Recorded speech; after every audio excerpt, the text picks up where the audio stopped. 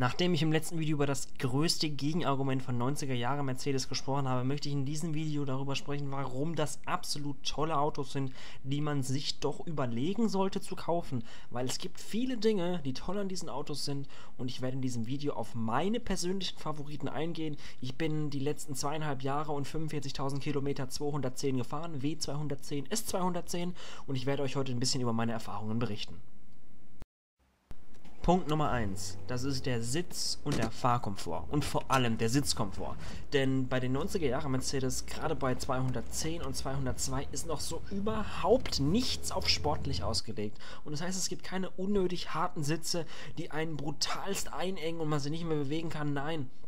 Man hat noch richtig schön Platz auf den Sitzen und die sind sowas von bequem, gerade wenn man die Komfortsitze hat. Die gibt es beim CLK, beim 208, beim 202 und auch beim 210.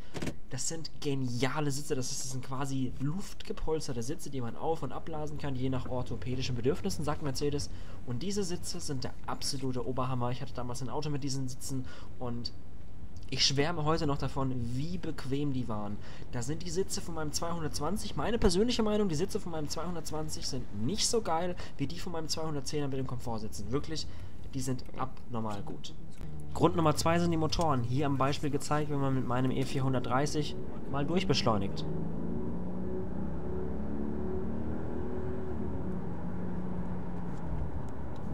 Bei der Geräuschkulisse kommt natürlich Freude auf. Das hört man nur im Innenraum, außen nichts, weil es ist alles gedämmt, Serienabgasanlage, und das ist eine schlichte Limousine und ich finde, das ist auch gut so. Der macht nicht auf dicke Hose, gerade schon vom Design. Es würde auch nicht gut zum Auto passen, wenn er jetzt ein riesen Gebrüll wäre, obwohl ich das schon irgendwie cool finden würde, aber es ist wirklich der Wolf im Schafspelz. Keiner würde vermuten, dass in dieser Limousine fast 300 PS unter der Haube sind. Beim E55 ist es ja noch übler mit 354, der E55 trägt von außen ein bisschen dicker auf, größere Felgen, andere Schürzen mit AMG-Abgasanlage, aber für einen Autonormalverbraucher, der wird immer noch sagen, ist halt ein alter Daimler. So ist es halt, und das ist der Wolf im Schafspelz, wo für mich der Grund war, hey, das Auto will ich haben, das ist einfach cool, weil man kann Leute out of fucking nowhere verheizen und das macht einfach, wenn die Situation passt, riesig Spaß. Generell kann man zu den Motoren sagen, es gibt eigentlich keinen Motor, von dem man pauschal abraten sollte. Vielleicht der 420 und der 220D, aber sonst kann man eigentlich jeden Motor ohne Probleme kaufen. Punkt Nummer 3 ist das Exterieur. Ich wollte mir am Anfang eigentlich einen 211er kaufen und bin dann aber relativ schnell von meinem Kurs abgekommen, weil ich von den technischen Problemen gerade beim Vormopf gehört habe, und das Interieur vom Vormopf, gerade wenn du nicht so viel Ausstattung hast, gefällt mir persönlich nicht so gut. Deswegen habe ich mir den 210er mal angesehen, weil er gerade diese klassischen Mercedes-Design-Elemente hat, so wie der Vormopf, den ich jetzt hier gerade präsentiere, und die Preise für einen 210er Vormopf sind absolut atemberaubend, um es mal ehrlich zu sagen. Die sind super, also die werden quasi verschenkt, möchte man schon sagen. Und ich persönlich sage, ein 210er Vormopf in Elegance finde ich persönlich am allerschönsten. Der Avantgarde gefällt mir beim Mopf am besten, aber der Elegance beim Vormopf finde ich absolut wunderschön. Das ist ein absolutes Traumauto. Der hat noch schöne angesetzte Stoßstangen, die großen Chromzierleisten, den klassischen Mercedes-Kühlergrill. Das ist eine schön klassische Felge, die nur zu diesem Auto gut passt. Und ich würde sagen, selbst viele Leute in meinem Alter sagen, hey, warum kaufst du dir so ein Auto? Total die Opa-Karre. Ich liebe dieses Auto, das ist wunderbar, der Fahrkomfort ist super, das Auto sieht klasse aus, der hat mega viel Leistung, der ist super günstig in der Reparatur, der hat einfach so viele Dinge, die für ihn sprechen. Und ja, ich wollte bei diesem Punkt eigentlich nur über das Exterieur reden. Ich zeige euch hier mal ein paar Fotos und ein paar Videos, ein paar Außenaufnahmen.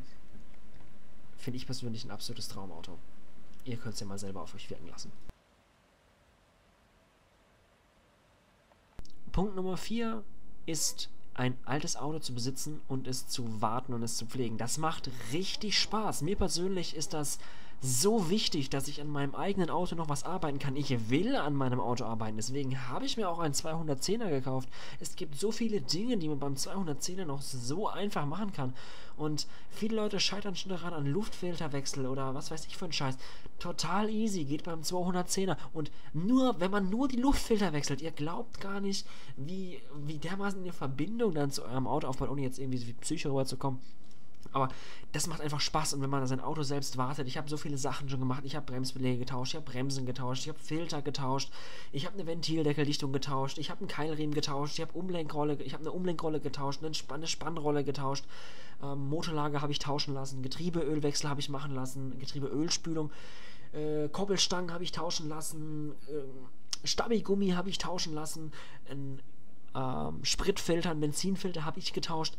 Das sind Sachen, die kann man alles selbst machen. Das macht so viel Spaß. Das ist noch super zugänglich. Das ist nicht alles zugebaut und übermäßig kompliziert. Man kann das alles noch selber machen. Und die Ersatzteile selbst für einen V8 halten sich wirklich im Rahmen. Gut, es kommen 8 Liter Öl rein. Das muss man dazu sagen. Aber ich wechsle alle 10.000 Kilometer mein Öl, das sage ich euch jetzt gleich vorab. Manche sagen, hey, hirnrissig, warum machst du nicht alle 15 oder alle 20.000? Ich möchte meinen Motor gerne noch so lange behalten wie möglich. Ich weiß nicht, wie lange ich ihn noch behalte, auf jeden Fall, weil ich die nächsten Jahre nicht verkaufen, weil diese Autos, wie vorhin angesprochen, quasi verschenkt werden und keiner dafür Geld ausgeben möchte. Deswegen kriegt er alle 10.000 Kilometer neues Öl. Und Zündkerzen ist so eine Sache. Doppelzündung heißt 16 Zündkerzen bei 8 Zylindern. Das geht halt ein bisschen ins Geld. Das habe ich auch tauschen lassen, habe ich ganz vergessen.